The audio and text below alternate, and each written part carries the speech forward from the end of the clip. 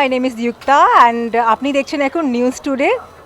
Kolkata Chitrakoot art গ্যালারিতে শুরু হয়েছে গণেশ পাইনের আঁকা ছবির প্রদর্শনী। চিত্রকূট আর্ট গ্যালারির প্রতিষ্ঠাতা ডক্টর প্রকাশ কেজরিওয়ালের উপস্থিতিতে এদিন প্রদর্শনীটির উদ্বোধনী অনুষ্ঠানে অতিথি হিসেবে উপস্থিত ছিলেন বিশিষ্ট লেখিকা ও জনসংযোগ আধিকারিক রীতা ভিমানি এবং বোস ইনস্টিটিউটের বিশিষ্ট পদার্থবিদ দীপঙ্কর হোম। চিত্রকূট আর্ট গ্যালারির কর্ণধার মিস্টার প্রভাস কেজরিওয়াল এবং চারুলতার কর্ণধার মিস্টার আশাতীত হালদারের উদ্যোগে হওয়া গণেশ পাইনের আঁকা এই প্রদর্শনীটি চলবে আগামী 10ই মে পর্যন্ত। প্রদর্শনী ঘুরে দেখার সময়সীমা দুপুর 1টা থেকে সন্ধ্যা 7টা পর্যন্ত।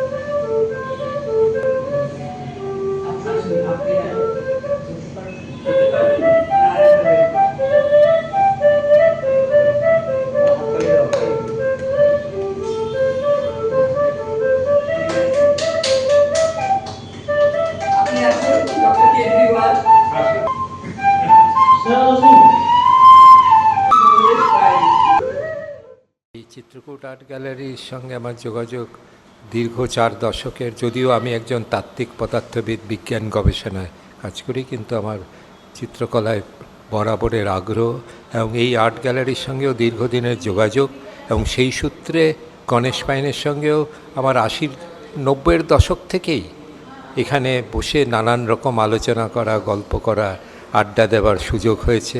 এবং সেই সুযোগে উনি আরও ওনার সাথে বিজ্ঞান দর্শন সম্পর্কে অনেক আলোচনা হচ্ছে চিত্রকলা নিয়ে, কারণ ওনার খুব বিজ্ঞানে আগ্রহ ছিল, বিশেষত বিজ্ঞানের দার্শনিক ভিত্তি নিয়ে। সুতরাং এবং আমার চিত্রকলায় আগ্রহ, সুতরাং দুজনে মিলে অনেক বিজ্ঞান ও চিত্রকলার সংযোগ নিয়ে অনেক কথাবার্তা হতো, এবং সেগুলোর প্রতিফলন এই অনেকগুলো ছবিতেও আছে। তো আজ এখানে তার অনেকগুলো পুরনো ছবি এবং অনেক যেসব ছবি আগে দেখানো হয়নি কোথায়, সেগুলো এখানে দেখানো হচ্ছে। তো এটা খুবই একটা বিশেষ মুহূর্ত। আশা করি অনেক লোক আসবেন, এটা দেখবেন, এবং গণেশ পাইনের চিত্রকলার যে গভীর তাৎপর্য, তার যে সৌন্দর্য, তার সৌন্দর্যটা অন্য রকমের, মানে সেটা বোঝার জন্য একটা মানে যারা দেখছেন তাদেরও একটা অনুভূতি দিয়ে ভাবতে হবে। নমস্কার।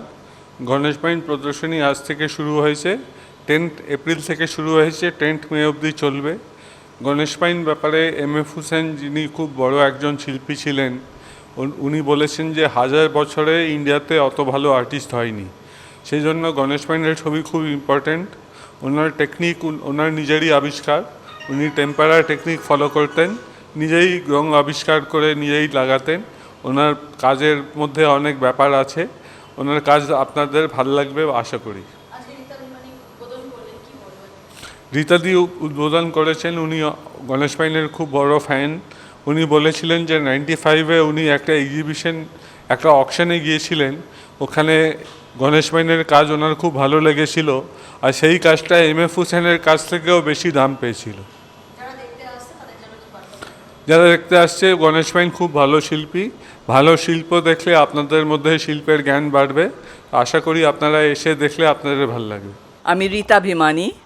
আজকে আমি চিত্রকূট আর্ট গ্যালারিতে এসেছি একটা খুবই গুরুত্বপূর্ণ প্রদর্শনী উদ্বোধন করতে।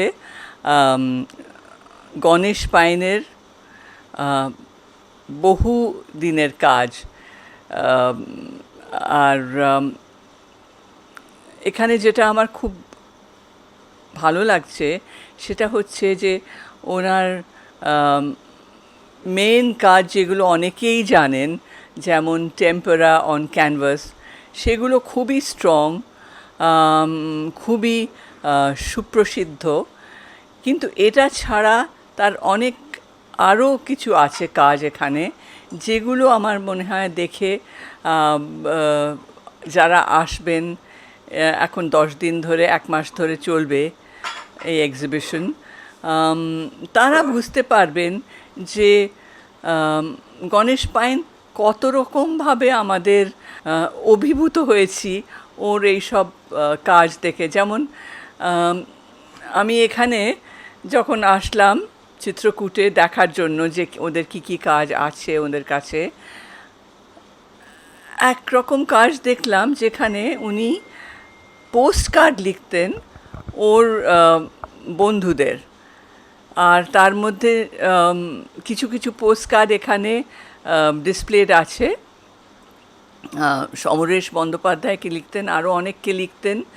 এই ধরনের পোস্ট কার্ড ভাবুন, একদিকে ওর আঁকা ছবি, আবার অন্যদিকে উনি যেসব লিখতেন এইগুলো হচ্ছে যারা পেতেন তাদের পক্ষে এগুলো সত্যি কালেক্টার্স আইটেম। তখন হয়তো ওরা ভাবেননি, জাস্ট ভেবেছেন যে আমার বন্ধু আমাকে লিখছে। যেটা আমার মনে হয় আজকাল অন্য একটা চিন্তাধারা আছে যে অনেকে এই পেন্টিংগুলো কিনতে চান। এখন কেনাটা একটা আলাদা ব্যাপার, এসে দেখা, সেটার সম্বন্ধে আর্টিস্ট কী ভেবেছিলেন সেটা দেখে নিজেরও একটা চিন্তা ভাবনা যদি আবার গজায়, তাহলে সেটা আমার মনে হয় অনেক বেশি ইম্পর্ট্যান্ট